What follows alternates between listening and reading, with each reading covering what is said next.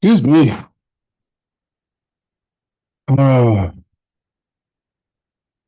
so while we wait for Aaron, I have been waiting for you. We were listening to Seal the other day. Kissed by Rose, ba da da dee da da da da da ba dee da. And we were talking about how he's got some pretty deep lyrics if you listen. Did you know when it snows, my eyes become large and the light that you shine can be seen? Well, Baby. Yeah, the light that you shine can't be seen because your camera is covered. There it is. fixed it. There it is. Mhm. I have been waiting for you Oh, thank you. every day, a shade of blue. You won't believe what I'm going through. Just this last weekend, we discovered how great Seal actually is, or rediscovered. Right? I was just referencing that before you arrived because I was singing the Waiting for You song because I've been waiting for you, That's appropriate. right? Hmm. I was actually thinking I might do a little bit of drawing during Hmm. our um, communicado. But what I don't have, so Figma can do a lot of cool stuff, and I'm probably sure that there is a way to do this. I just don't know how. Um, but I want to make um, a two by two matrix, and there is, let's see, where are my templates?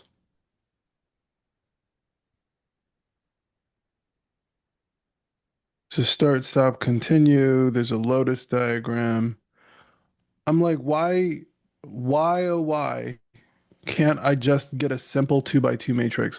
Some of the easiest or like simplest um, things are just like nowhere to be found. Um, you've just got to like make it from something else. And then I think about when, people have gone to new tools and, why the old tools just vanished for no reason. Yeah. Yeah. So, um, I find that, well, I don't know, maybe it's just that the industry lingos have also changed, but I'm annoyed by that when, Sure. people will say something and it's like, "Oh, well, this is the new current lingo and nobody says that other thing anymore." And I'm like, "Blah." Okay. Right? Um, yeah, so we might just jump in today. Um, Let's jump on it. because what we were talking about was communication. And per usual, I pulled out my graph paper notebook, my handy dandy notebook. Love it. Do you know what that's from? Oh gosh, I do, but I'm not going to come up with the name on cue like this. What is it from? Blues Clues. Oh my gosh, Blue's Clues. Handy dandy notebook. Blues Clues, Blues Clues. That's Right? awesome. Hmm. Um, yeah. So I want to rotate this. I want to rotate my words. But because I put them in this other format, they're not showing up the way I want. Oh, So I'm going to share my screen for a hot second. Um, here. So what I was going to do is I was going to draw out the different diagrams that I have found and accumulated for communication because we were struggling with um, with Milo's communication because he tends to, what did we say? It was like, playing tennis, but the other person just like catches the ball and then sits it on the ground, Hmm. when you hit it back. So he doesn't volley. And so this is not like a great conversational game to play. So he tends to, so the first thing we were going to do is we were talking bid barter banter, right? So there are essentially three different moves that you can do in any type of conversation. And Yep. um, what? I said, yep, I was just agreeing. Yeah. And so what they are is bidding, bartering, and bantering. So this is my term, and I've actually tried to, or not tried, but I will be producing a game with this arrangement. And so the bidding portion is when you create an offer or an ask. The bartering is when you change the terms and conditions and definitions of whatever it is that you're discussing. And the banter portion is about probing questions, presentations, etc. So all communication uses these three formats. Now, if you remember back to like, I don't know, elementary, middle school English class, Oh, way back. right? There are four types of sentences. So you have the um, declarative sentence, which is stating, loop. Then you have the imperative sentence, which is commanding. You have the inquisiting, inquisiting. What's the inquisitive, which is asking. Bloop. And you have the um, ex expressive, emotive, expressive. Oh God, And I can I'm look bl it up. I'm blanking on it. Um, Four types of sentences. Oh, my bad. And I even messed the other one up. Exclamatory. That's what it is. I see it. Declarative, interrogative, imperative, and exclamatory. I gotta tell you, I do not remember learning this way. Oh, really? Yeah. Yeah, it's not inquisitive, it's interrogative. Hmm. Yeah. So I just had simplified it to stating, commanding, asking, and expressing. I like that Um, more. yeah, because you know, it's not all the fancy Mhm. Mhm. animaniacs, Yep. right? I love that. So I have a dog. That's that's an example of our stating, right? And then shut the door. That's our command. Hmm. Um, Asking is où est la rue Saint-Jacques? Um, where is Saint Jacques? How do you spell Jacques? A French one. Jacqueus. There's a C. Where is Saint Jacques Road? Question. And then exclamatory, sacre bleu. Um, Oh my God. that's great, right? Hmm. So these are the four possible combinations of all speech. So whenever you communicate something, right, and then you've essentially got two directions of communication, which is inbound and outbound, right? So Hmm. you can receive or express, and Hmm. this is listening versus speaking. And we have when speaking, right? Here are our four types of ways that we can speak, but we also have um, three basic content types, which is also content in terms of the social media type, which is educational. Um, what was the promotional and entertaining? And inspirational. We can add an inspirational. Is that one of them? Sure. Yes.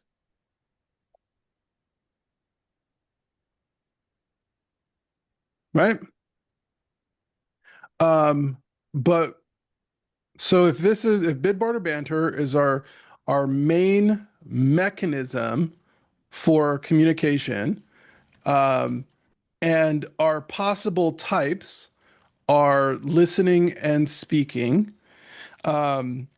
We also have now when engaging with other people, excuse me.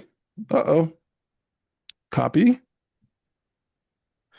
When engaging with other people, we got another two by two matrix, which is where you have a one way type of dialogue or communication, and we have a two-way type of communication.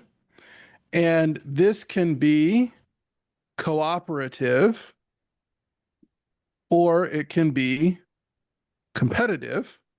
Now, I don't think that these are the only two dimensions um, that I would choose to put in the one way versus two way, but for our purposes today, this is sufficient.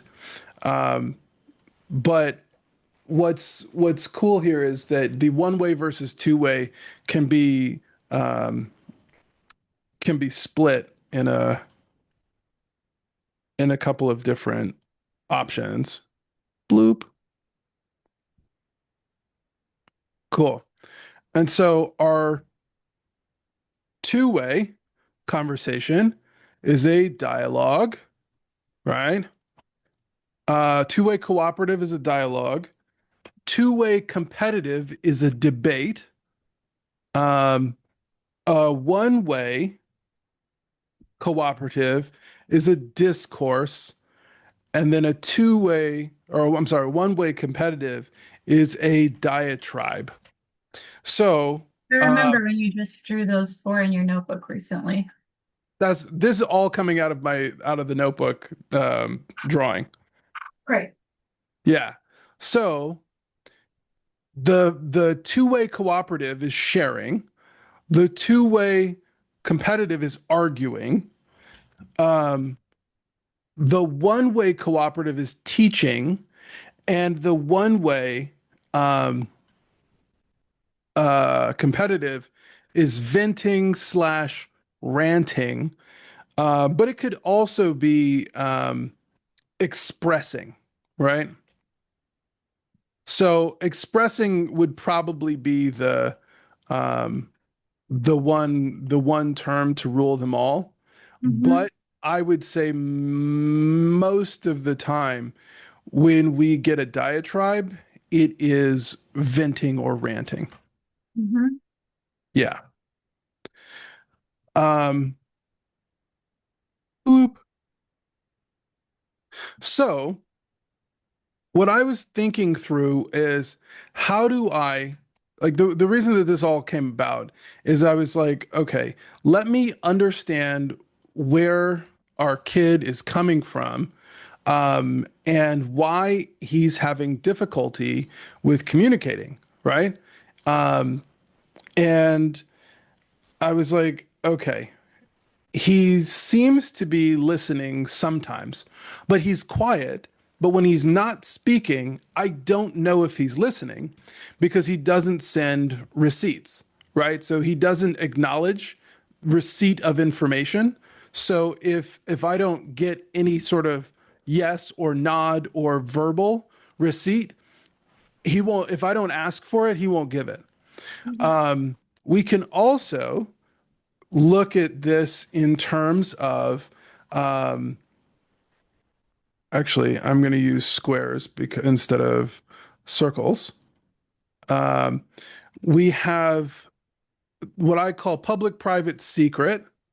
And so in our secret, that's the most hidden, right? Then we've got our private layer, um, and then we've got our public layer. So, you know, public is what we mostly, you know, express to other people, right? Mhm. Um, oh God. I'm also like moving this around because I've got my camera on the desk in front of me and it's Blocking obscure. you a little bit. Yeah, yeah. So if everything seems like it's off to the side, it's because it is. Whoops. Um, yeah. So what generally happens is we want to have the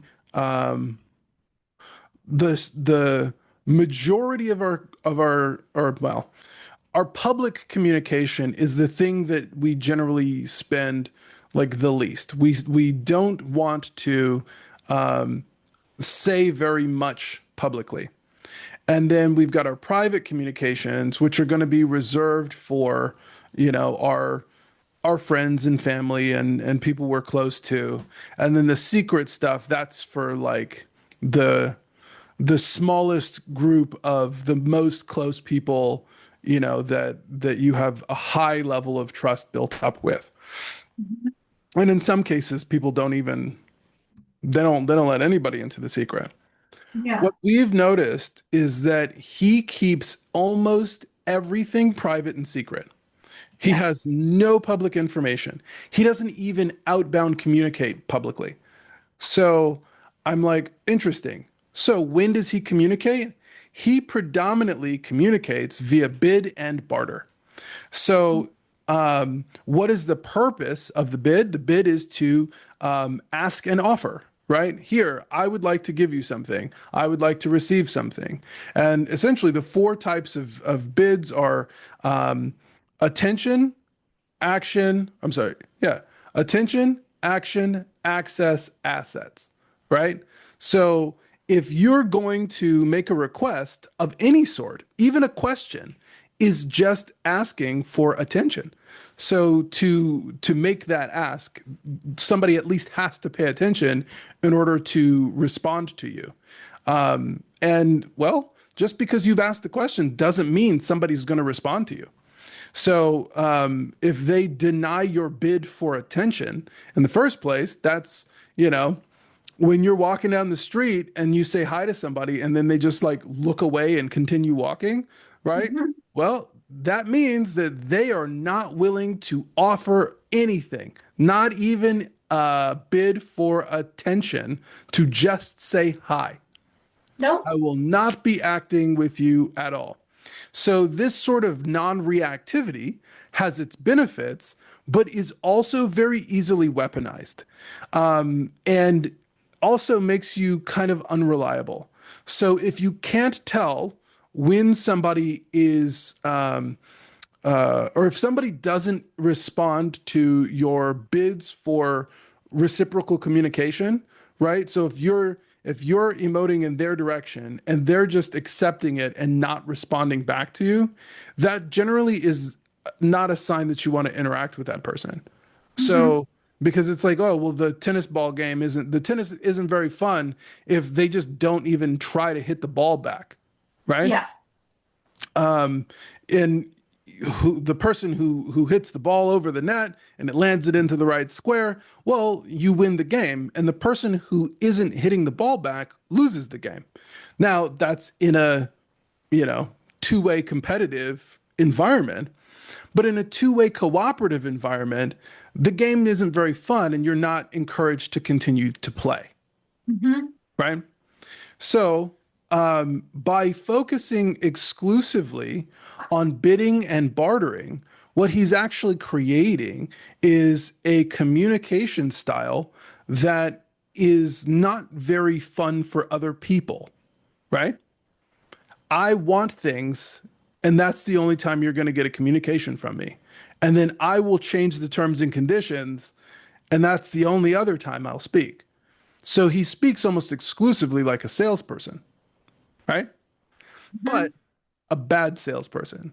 Because a good salesperson banters. They ask you probing questions. They share. They build trust. They acquire information about you, about what you're looking for, so they can be of service to you. And then Hmm. when they make their ask, they don't change the terms of the deal a bunch. They'll change the terms of the deal in your favor, right? Based on whatever their presets are. Well, the price was $100, but we'll knock it down 10%, because we've had this good rapport and I want to make the sale, right?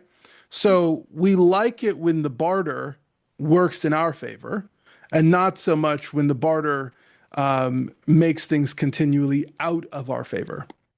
Hmm. But banter is something that you can basically do for free. All it costs is attention, but it also requires you to move or migrate from the public to the private to the secret, right? So, what kind of publicly available information is there? Oh, you can go to the internet and you can find somebody's name and you might be able to find their phone number or their email address, whatever.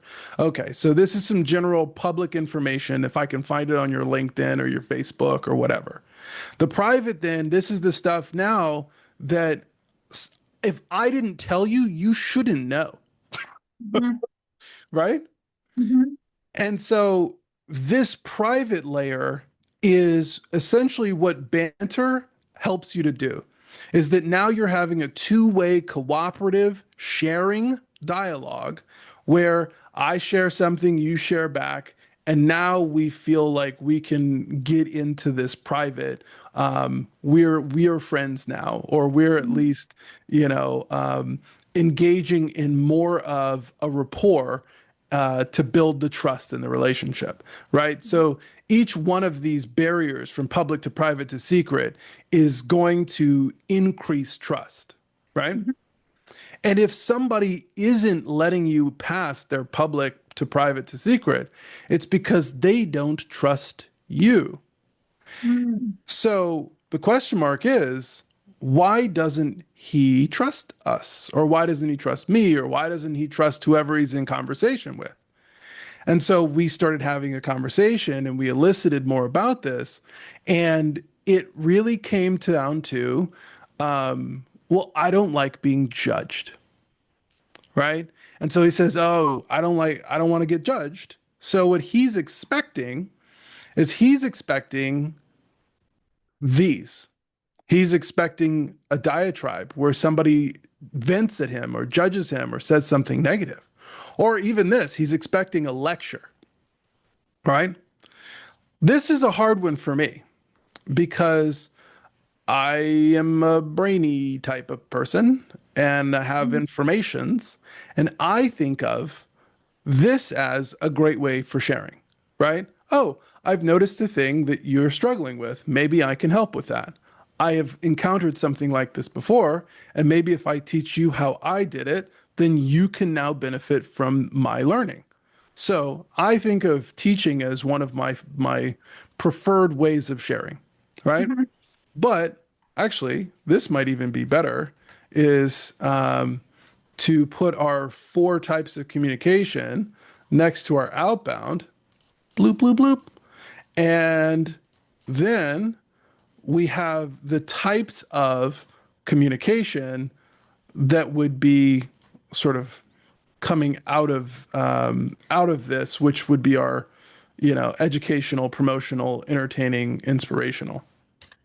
I have a question and I don't know when it's appropriate. Go for it.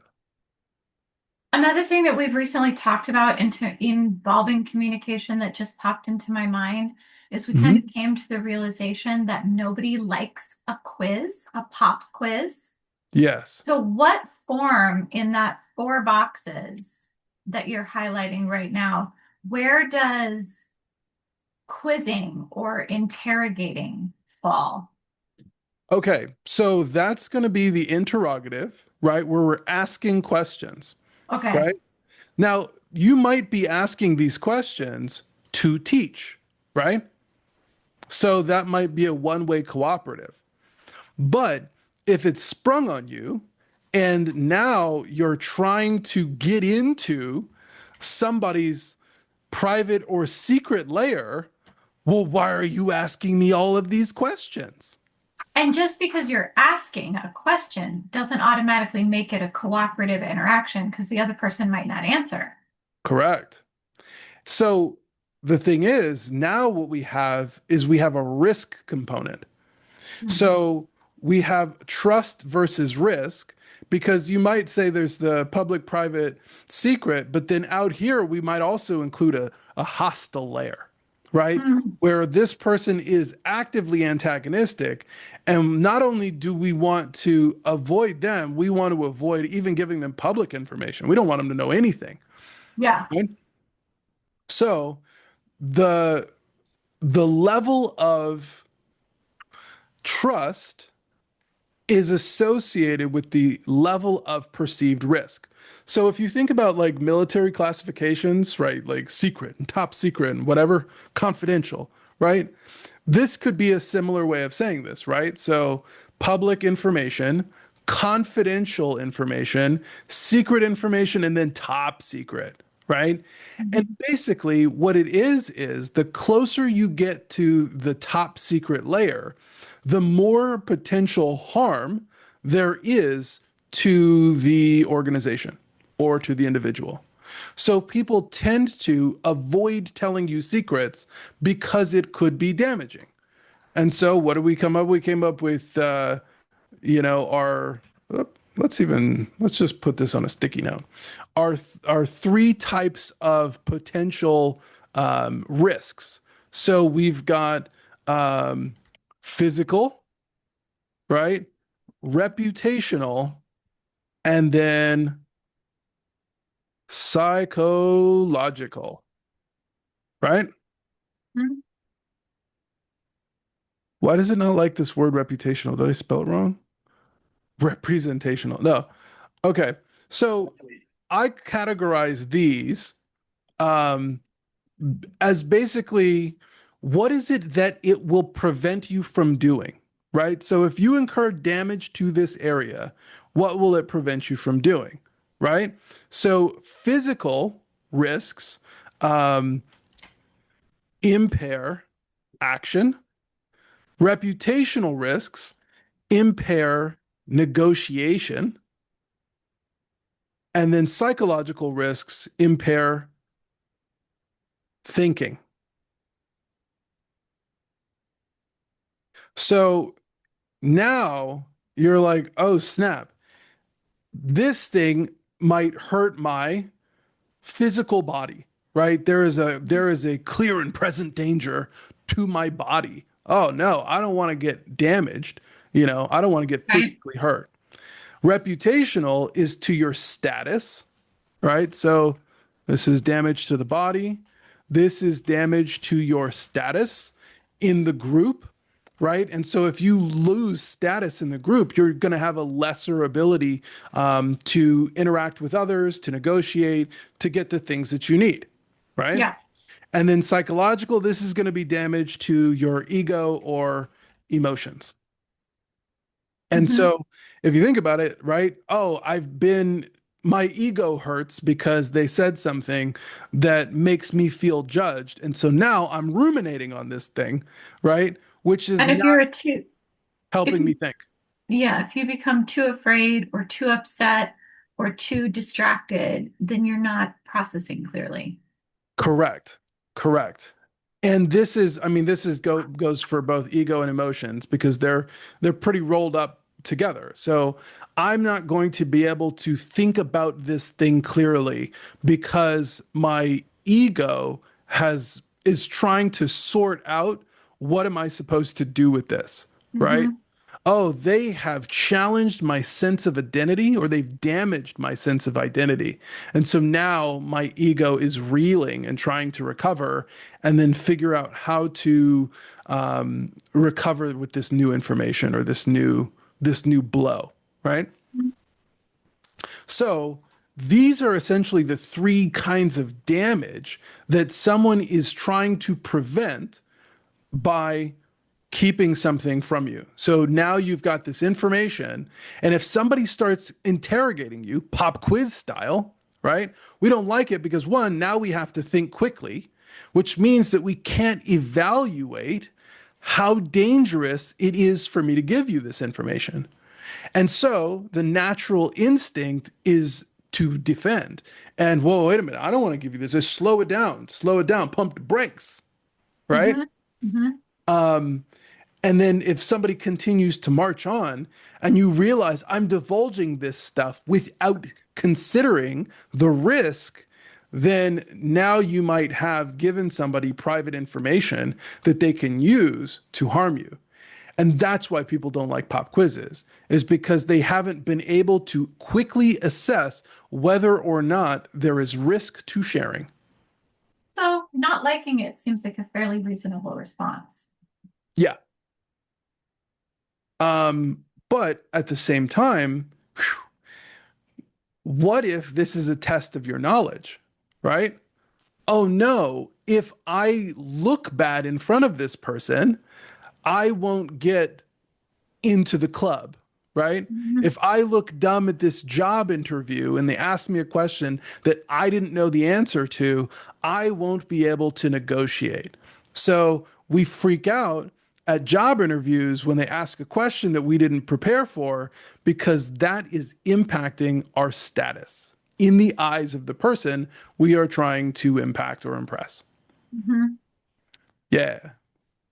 Yeah. And when someone insults us, right, with an insulting question, oh, is that the best you could do?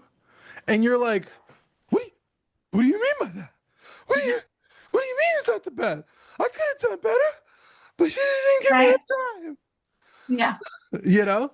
So, what does it mean?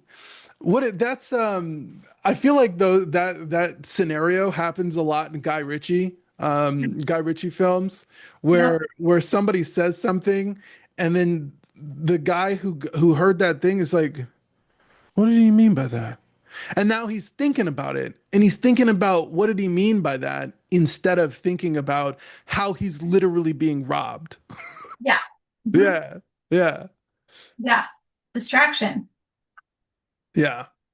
So with that, we came up with these kind of as our basics for speaking, and I will probably go into more depth on the listening portion because what I was actually trying to figure out is I was trying to figure out how do I teach him, right, what to do in order to have a better conversational volley, right? So when the ball gets hit to his court, how does he actually hit it back? And what we realized was, oh, okay, he's feeling like there's either risk associated with sharing or he doesn't have anything to share. So if we're thinking about this in terms of FUD, he does have some fear. He's got some fear around, oh, is this going to be used against me later? Right? You have the right to remain silent. Anything you say can and will be used against you in the court of law. So Yeah. he's acting like a lawyer and he's just pleading the fifth up and down the street every day, all the time when somebody talks to him, which is a great way to protect yourself, but it's not a great way to make friends. Yeah. And he also, I think, I think he has a lot of layers of listening that are a challenge. He does exactly what you just described. He also feels really big feelings and they distract him. He goes into Hmm. freeze mode because he becomes overwhelmed by whatever emotional response he's having. Hmm. He's also disorganized about filing information in his mind. So Hmm. when you ask him for something, even if you know that he knows it, he often can't retrieve it quickly, Hmm. or at the appropriate time. So for him, ironically, I think he probably does better with the public layer than we think he does when he's on like an even playing field. When he's out with just his friends and there's no adult to criticize or judge him, and Hmm. there's no like pressure to impress or talk about anything other than like memes or jokes or whatever, then his Yeah. public layer is great. So his public layer is mostly frivolity. Yes. Yes. And that's probably why he doesn't like a lot of talking with me, is because I have very little frivolity in my communication. Yeah. It's generally like a punctuation, the end. Yep. Oh. So for a 12-year-old, that's really hard. So by being the analyst that I am, I'm trying to troubleshoot the relationship in such a way that I can, because what can I control? I can control me. So if I have diagnosed, oh, okay, he's now feeling threatened by this type of communication, I don't have a lot of overlap or things in common with his public layer. So he probably wants to spend 80% of his public layer just talking about like games and fart jokes and, like Comic or a show, comics or some, shows. a Yeah. meme or whatever. And the thing is, he doesn't want to go that deep into it. He just wants to keep it light. I He, am not a light conversationalist. yeah. Anyone who talks to me will know this immediately. So, because he wants to keep light conversation and because I'm so bad at light conversation, he and I tend to come to an impasse, right? So that can mean he either increases his ability to have a more thoughtful conversation, or I increase my ability to have a more lighthearted conversation. I feel like you both could benefit from doing those activities. What are you talking about? I shall have no lighthearted communication. I mean, uh, everything must be serious. Um, but then we got to the other thing, which was what I was really looking for, um, was a flow chart about when to speak. And um, also, I have another flow chart for when to ask questions, but I think we might stick with the WAIT formula. And WAIT is an acronym for why am I talking? And so the first check is why am I talking? I have something to contribute, right? So, um, do I have something to contribute to the conversation? Let's see, actually, this should be a question. Do I have something to contribute? Right? And because that's a decision node, we're going to make it a diamond. Diamonds. Um, and so if yes, then we'll move on to the next question. Um, is now a good time to say it, right?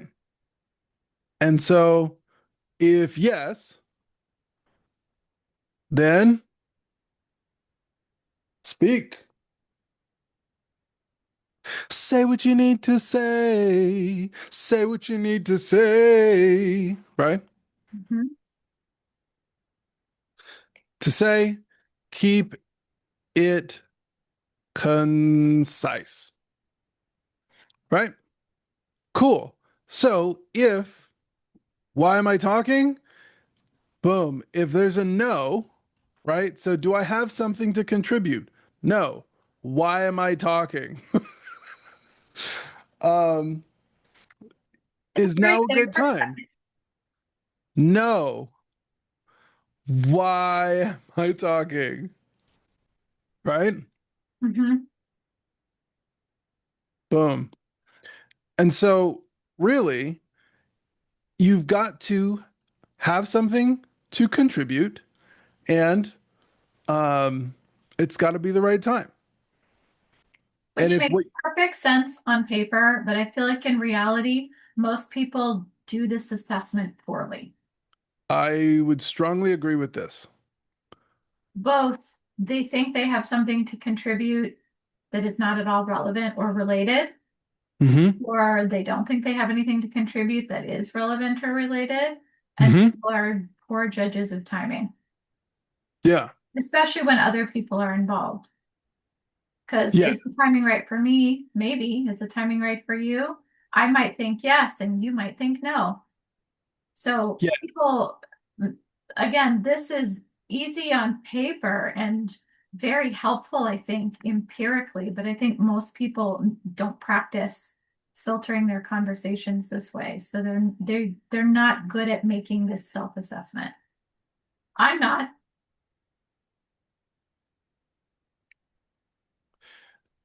Yeah. And I think I tend to overshare because I want to give the other person as much of an opportunity to grab onto something in the conversation. And I want to make sure that I've added some value to the other person. So again, I like the 3-to-1 give ask ratio. So I give three per one, but that annoys a lot of people because most people don't like learning.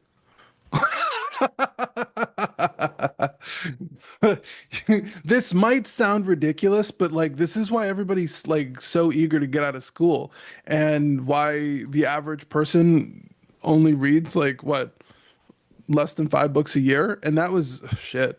That was probably 5 years ago when that study came out. So I don't know how many books the average person reads. And if it is five, it's because a bunch of super readers like me have skewed the numbers upward, Mhm. right? Or what do we say that the average American um, reads how many books? How many books does the average person read in a year? 12 books a year. So if the average American reads 12 books a year, then You read 10 times that. yeah. So I have something to share on virtually every topic because I don't just read deeply, I read broadly. And I read deeply in a couple of subjects. Mhm. So one thing, 10,000 things, it's not, there aren't very many contexts that I can't apply something to. Mhm.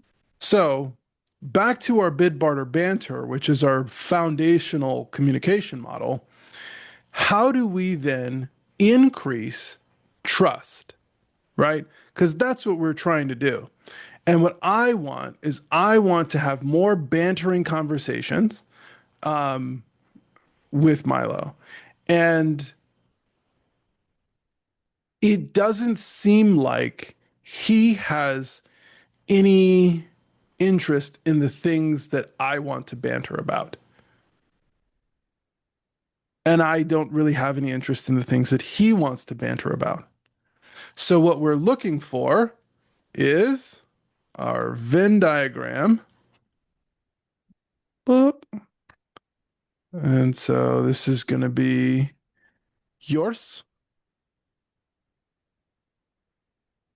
and this is going to be mine, and here. and here. And we're gonna make these transparent. Okay, let's just make them no fill. Bloop and bloop. And then the hours. So where are the points of overlap between what he wants to discuss and what I want to discuss? And what I think we have discovered is that we don't have a lot of points of common interest or the ability to communicate along those elements of common interest Mhm. because Both those things are at play. because he doesn't know very much about very much.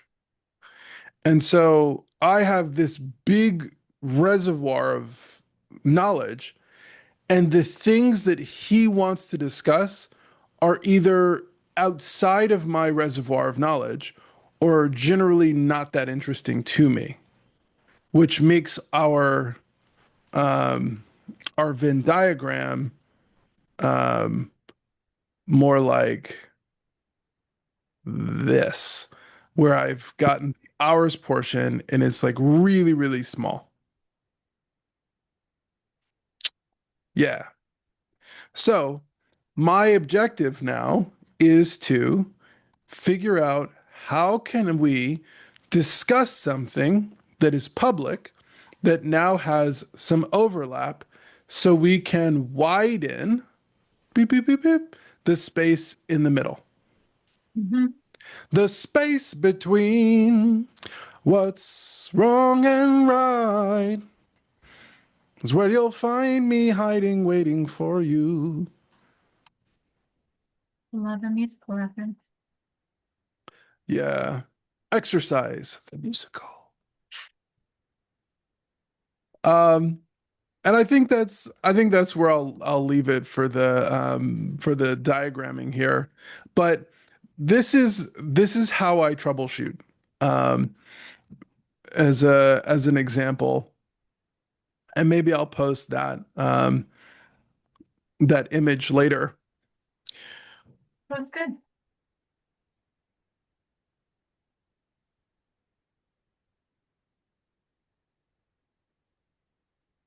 Hi. Hi, I was waiting for you to communicate. I like when you draw things. I think pictures make it so much more clear. Yeah. Visuals contribute to shared understanding, which is great. And I was just having a minor reflection on one of my own communication habits, which is that yours, mine, and ours you just drew. Mm-hmm. I have a high tolerance for letting people talk whether I'm interested or not. Mm. So I think in reality, if we were to separate out the relationship with our kids, Mm-hmm. being their parent, my overlap list is probably small, like yours is as well. But I will let him talk about shit I'm not interested in. You want to know what I think the difference is between you and me in that regard? Hmm. Time. I I don't have very much time. And so I want to maximize that time with them, but also I want virtuous trades.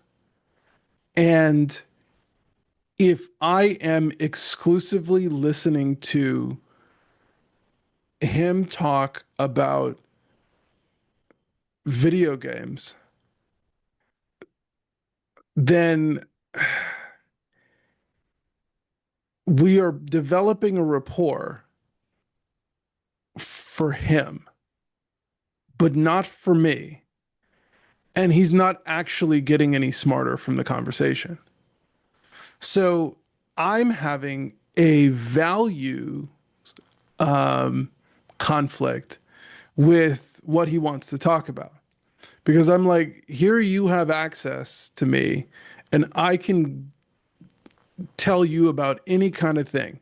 Anything that you want to learn, anything you want to improve, Mhm. I've got I've got the hookup. But what you want to talk about is something that doesn't actually serve either of us. And so in the trade matrix, if you've got, you know, win, win, win, lose, lose, win, lose, lose, right? Lose, lose is the stupid bucket, right? Win, lose is the evil bucket, lose, win is the good bucket, and win, win is the smart bucket. So if the conversational thread feels good to one party, but is actually not helpful to either party, then that is a stupid conversation. And I really struggle to participate in a conversation that to me lands as a lose lose. You get it. So I will do this thing, but I have very limited tolerance for doing it for very long. Yeah. Yeah. And this is one of those truths I think about parenting that people would quantify as like an ugly truth or a truth that nobody wants to talk about. Is that, Sometimes you don't want to talk to your kids. yeah, be like, man, I'm so tired, or I don't want to talk at all, or I don't want to talk about whatever stupid thing you're obsessed with that I'm not interested in, or who's that comic, that comedian that we like, who's like, your children want to show you that they love you by talking to you all of the time, but Hmm. everything they know, you already know. Hmm. Zero value add. And I'm like, oh, accurate. And you do it because they're your kid and Yeah. because they're practicing talking and because you love them. But some days it's not easy. It's not I easy. know this fool can speak English though. And I know he has more than the like a couple of thoughts in his head. And I justify sometimes, or I motivate myself to listen sometimes when I don't want to by thinking, well, at least he's practicing speaking clearly. I need him to clearly articulate whatever thing he's interested in, even if it's not a learning thing, at least he's practicing talking and explaining something to me. But what I notice is he will barter or he will banter with you, but banter is twofold. There's probing, there's questions, and then there's presenting. He presents to you promotional content. Mhm. He doesn't really give you educational content unless it's like, oh, you need to know about this thing that I like so that you can purchase it for me. So he'll educate you so he can sell you, right? Mhm. Yeah. Meanwhile, it's like, okay, is he doing anything inspirational? Sometimes, like, hey, I did this thing and I was really proud of myself. Yeah, get it, guy. Love it. Right? That's something I love. I love when he brings inspirational content to me. But when he produces, you know,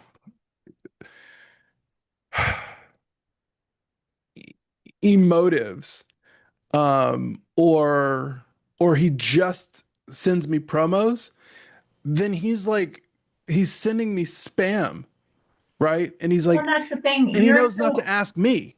He asks you because you're more likely to give him a favorable response. Mhm. And you spend, I think, your whole, almost all of your day, every day, filtering through a lot of noise to get to the Mhm. signal. And if he's just adding to the noise, especially at the end of your day, there comes a certain point where you're maxed out and you're like, man, I would love to have more capacity to, um, what's the word? Where you entertain your noise or tolerate your noise or something like that, Mhm. just to get a conversational rep in with you. But you're like, I'm at capacity. But that doesn't stop me from asking. I know. but he doesn't volunteer. And that's a really hard thing for me, you know. So I grew up in the South, and in the South, people just volunteer information at you. They'll just tell you whatever is on their mind, or they'll Hmm. ask you a question, or they'll just jump into a conversation with you. I used to Hmm. remember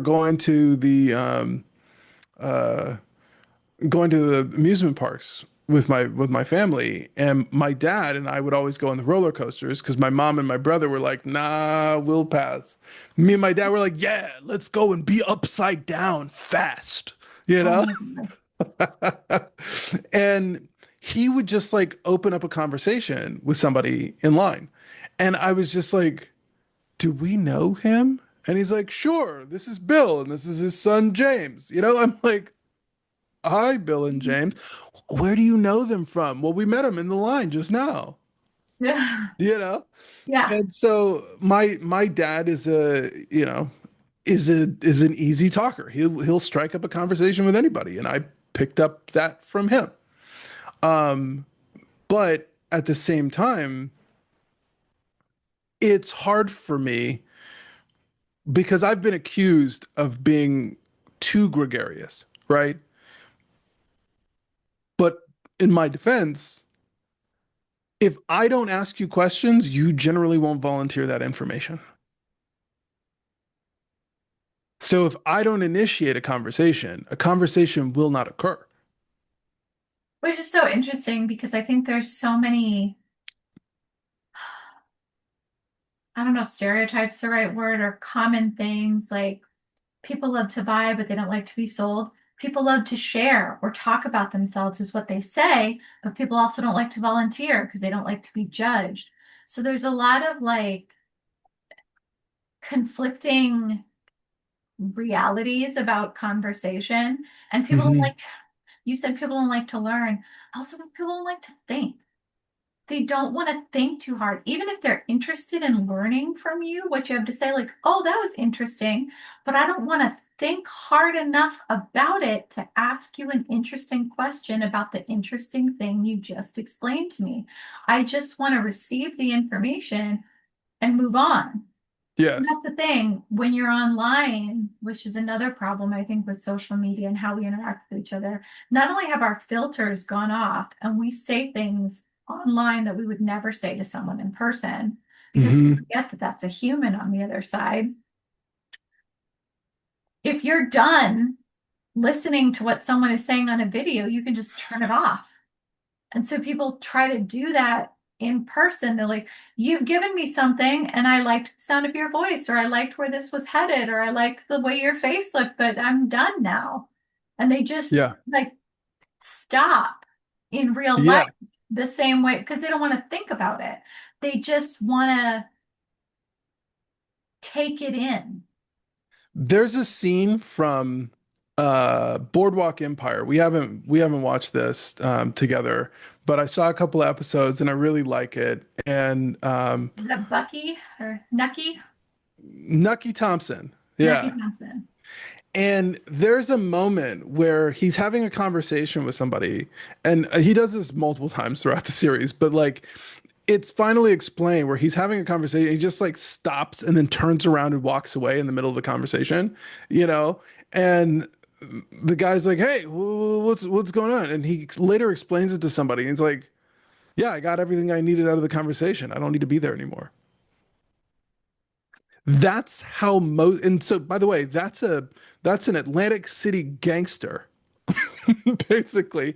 And what we've done is we've turned our children, right? So millennials and younger, we've turned this generation into Atlantic City gangsters in how they communicate. Because once I've gotten mine, once I have consumed, then I'm going to peace out because I'm done with you, right? So And that basically, type of a world, right, where, you know, you're treating other people that you interact with, human people, as NPCs, right? That's where that term main character energy comes from. It's like I'm the only living person and everybody else is a robot that I don't have to think very hard about because they are essentially just ones and zeros. And what is frustrating about this is becoming the norm and has, I would argue, become the norm. And it's rude.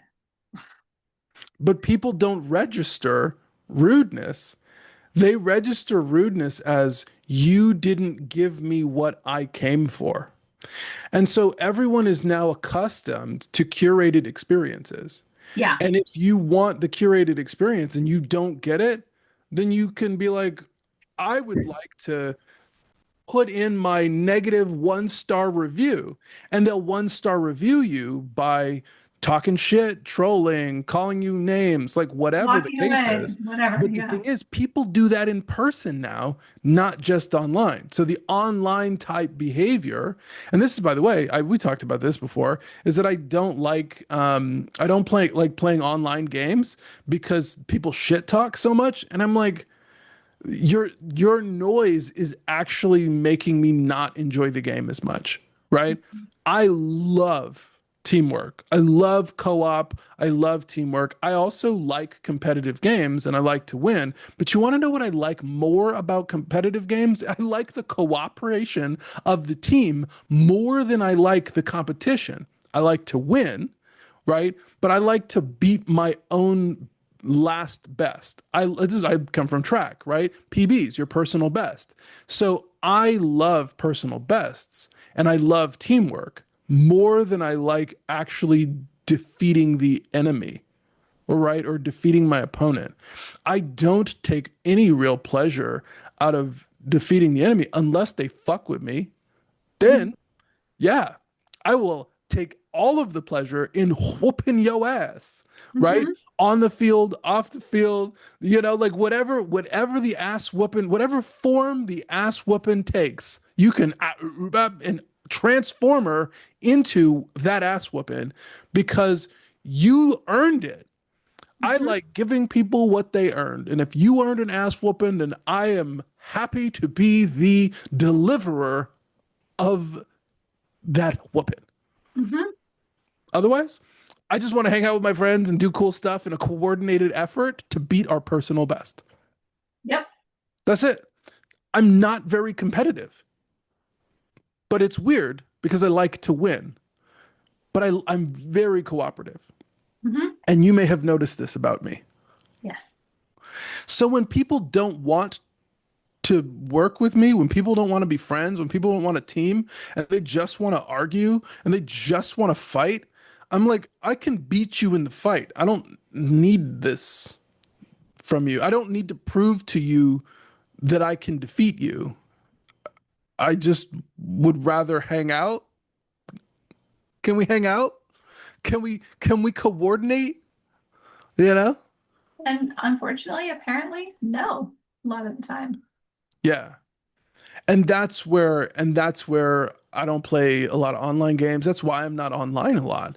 The only reason I'm online is so that I can produce this content because I think people need it, because I think people will, benefit from it, right? I'm trying to cooperate with this entire sea of people who have no interest in me whatsoever. But Because you still want to do an educational and an inspirational. Yeah, so I like education, I like entertaining, and I like inspirational, right? And sure, I'll promote something, but hey, go do the thing that I think would be helpful for you. Yay! Mhm. Like that's the extent of my promos. Like we talked about this too, right? You're like, "Oh, you should make a commercial or we should make a commercial or a trailer or promote your stuff." And I was just like, "You if you want to, you can." Yeah, you were like, I'm not going to do that. Which is fucked up because I worked in sales. But actually, this is it. This is why I'm like this, is because I worked in sales.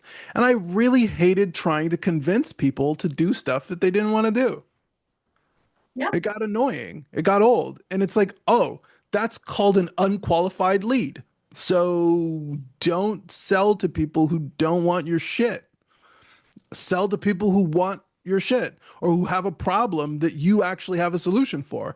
And if they need it and they can afford it, right? But they don't want to buy it, it's because they don't want to buy it from you, or they don't like your company, or it's like, it's the timing is off, or I'm not quite sure. Like, so there's some kind of a thing, and it's like, oh, okay, well, let's work it out. Let's figure out what that thing is. And then people are like, no, you're trying to sell me, and then you're risk, and so I don't want to get into that private layer and tell you why I actually don't want to buy from you, right? And it Mhm. might just be, well, I really, really, really, really, really, really, really want to buy this thing, but we've only been talking for like 5 minutes, and then there's kind of a personal thing, and I don't want to tell somebody that I just met 5 minutes ago what that personal thing is. Mhm. And I'm like, totally reasonable. When you figure out your personal thing, you come back and you'd see me. Or we can just talk for the next 20 minutes about some inane bullshit, that benefits one or the both of us, right? In a smart trade. And then once you realize I'm an okay guy, then I will be happy to sell you this thing that you actually want.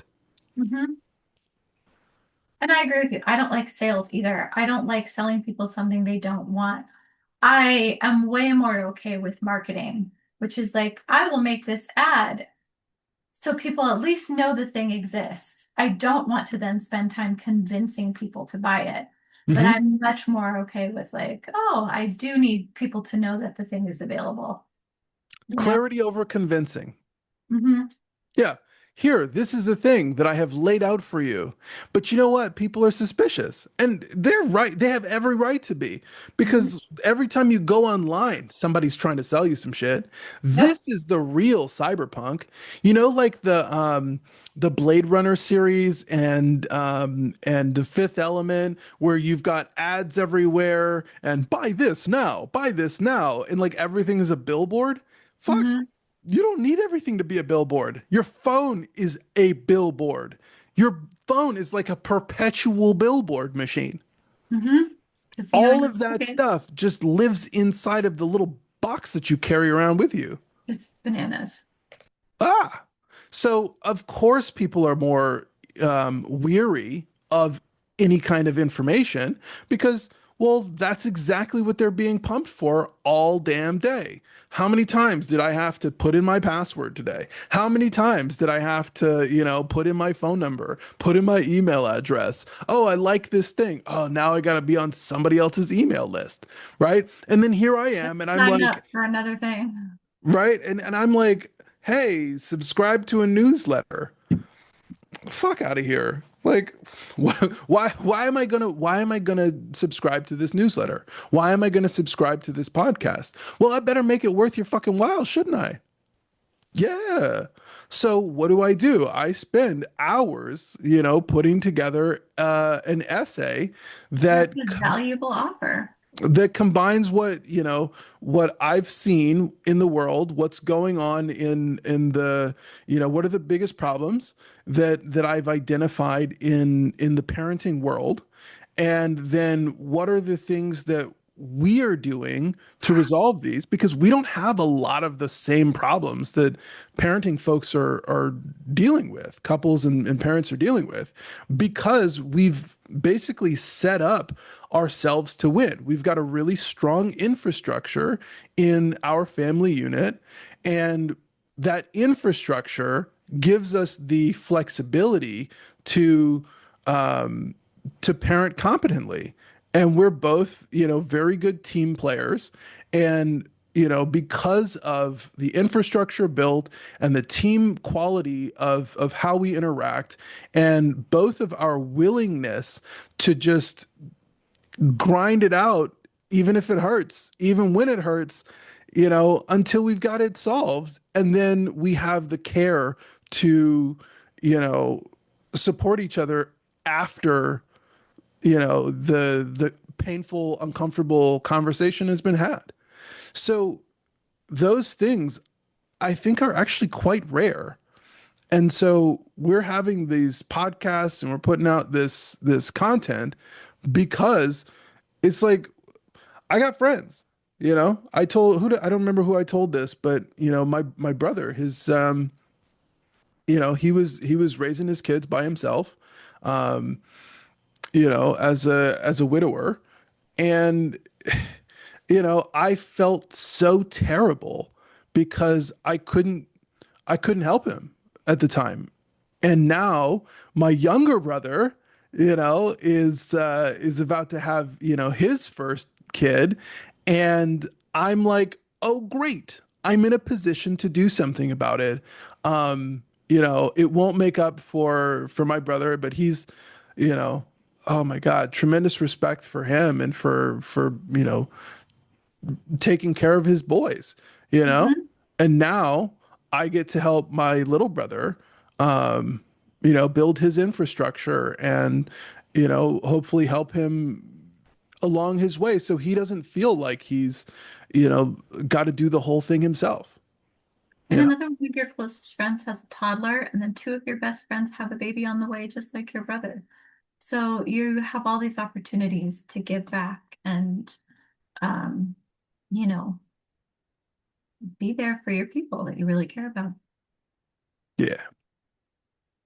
So, all that to say, I'm trying to find a way to be better.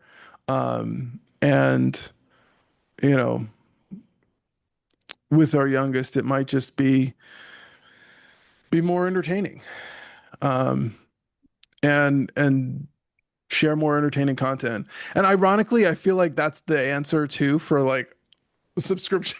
Is I just need to put more entertaining content. They're like, wow, every time I show up, this guy gives me a lecture, and I feel like I have to do homework. Eee. Maybe just add more pictures. Yeah, so we're gonna add more pictures, and you're welcome. And maybe they'll be funny. Maybe Maybe. they'll be I'm good though. actually quite funny sometimes. You're very funny. Very funny. I agree with that. Looks aren't everything. You can leave the sometimes part out. You're very funny. I'm funny to you because you like my sense of humor. Everybody else just thinks I'm weird.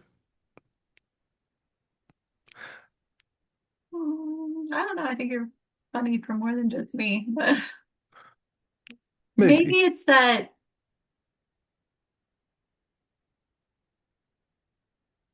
you do. I think your funny comes out more once you get to know somebody a little bit. So I think your funny is sometimes not what you present in your public layer. Oh, my public glare is scary as fuck. So I'm mean mug every time I walk out the door. so that's my point.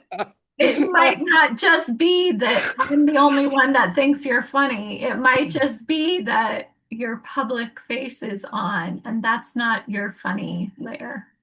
So what you're saying is that I'm rolling all of the intimidation checks instead of the persuasion charisma checks.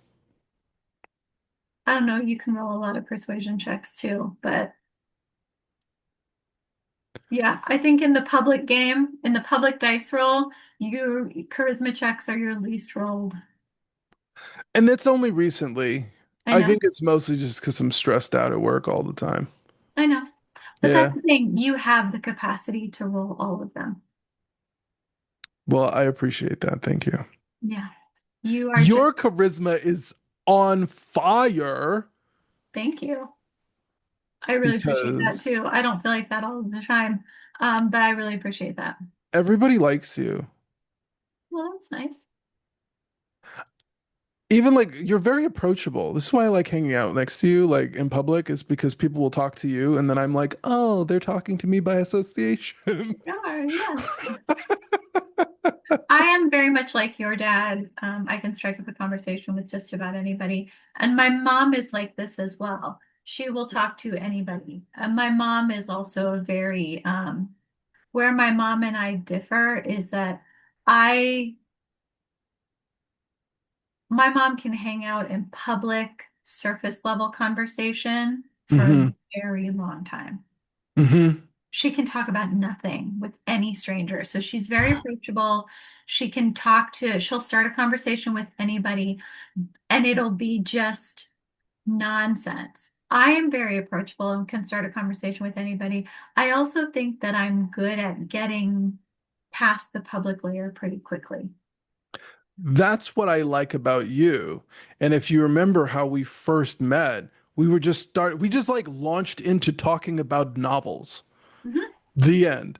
And like Yep. it was like, okay, well, we've got that squared away. Yeah. I don't like to spend a ton of time in the public layer. And I think that's the challenge is that I've never really enjoyed small talk. Um, and your both of your parents are actually quite talkative. My parents not so much. My dad's very talkative, but my mom is not so much. But they're both very deep. Like they both. My mom doesn't have a whole lot of patience for small talk, and my dad will talk of anything. He'll talk small talk. He'll talk, deep talk, whatever. And your parents are both that way. They're both talkative, but your mom, I think, leans more small talk, and your dad wants to just let's get to brass tacks and let's Hmm. talk about the real shit. Let's get into it. Yeah. And so I'm, I think I'm quite good with your mom. You're good with Um, both my parents. Both my parents yeah. are you. But I mean, your mom is also like, again, like you said, she's a really great conversationalist. Mhm. And I also think that it's good sometimes because, I don't get into something super heavy on a conversation with her, which I think is good for me because Mhm. I just throw heavy shit around. Like, I like to move weight. Yeah. Mhm. Okay. I realize that we're going over time here. Mhm. Um, and if you notice that, you can tell me. I did just notice it, and I knew you were going to get to it before I did saying it. We've been talking a lot, another communication thing. We've been talking about my relationship with time recently, and it is not great. Time is on my side. Yes, Yours. it is. Yes, it is. All right, very good. Okay. I will see you at dinner. Big niece.